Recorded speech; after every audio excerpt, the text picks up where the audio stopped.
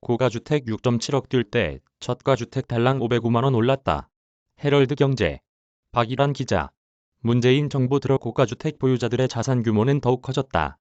KB국민은행에 따르면 지난 2월 우리나라 시가총액 상위 50개 단지 아파트의 시가총액의 흐름을 보여주는 KB선도 아파트 50지수는 148로 문재인 정부가 출범하던 2017년 5월과 비교해 103.5% 증가했다.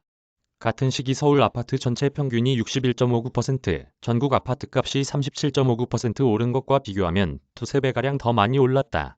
고가 아파트의 집값이 이렇게 많이 오르면서 부자들의 자산에서 부동산이 차지하는 비중은 더욱 커졌다. KB금융지주 경영연구소가 매년 발간하는 2021년 한국부자보고서에 따르면 금융자산 10억 원 이상 개인이 2017년 31만 명에서 2020년 39만 3천 명으로 9만 3천 명 늘어났다. 이들 자산 가운데는 부동산 자산이 59%를 차지해 금융 등 다른 자산보다 압도적으로 높았다. 2017년 전체 자산에서 부동산 자산이 차지하는 비율은 52.2%였으나 집값이 급등하면서 60%를 육박하는 수준으로 커졌다.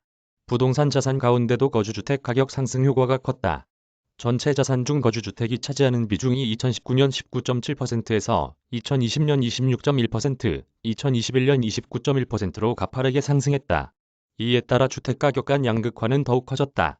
문재인 정부가 출범하던 2017년 5월 1분위 아파트 가격은 1억 1,837만 원, 5분위 아파트 가격은 5억 6,078만 원이었다. 그런데 올해 2월 기준 1분위 아파트 가격은 1억 2,342만 원, 5분위 가격은 12억 3,639만 원으로 각각 올랐다. 1분위 가격은 달랑 505만 원 오르는 사이 5분위 가격은 6억 7,561만 원이나 폭등했다.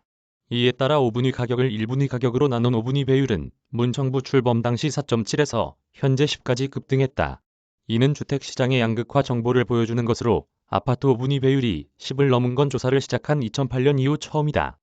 KB금융지주의 2021년 한국부자보고서에 따르면 한국 부자가 생각하는 부자의 자산 기준은 부동산 자산은 최소 50억 원, 금융자산은 최소 30억 원이라고 여기고 있다. 이들은 넉넉한 현금을 활용해 인기지역 주택을 사는데 투자함이 없다. 정부의 강력한 대출 규제와 세금 부담으로 대부분 사람들이 주택 거래에 적극 나서지 못하는 상황에서 서울 강남권 아파트가 올 들어 잇따라 신고가를 경신하는 건 부자들은 여전히 집값이 더 오를 것으로 판단하기 때문이라는 게 부동산 전문가들의 한결같은 설명이다. 실제 분양평가업체 리얼하우스가 국토부 실거래가를 분석한 결과 올 1월 강남구는 거래량의 56.6%가 직전 거래가보다 높은 신고가에 계약됐다.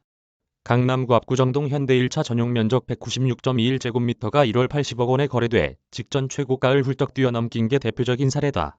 이메일 주소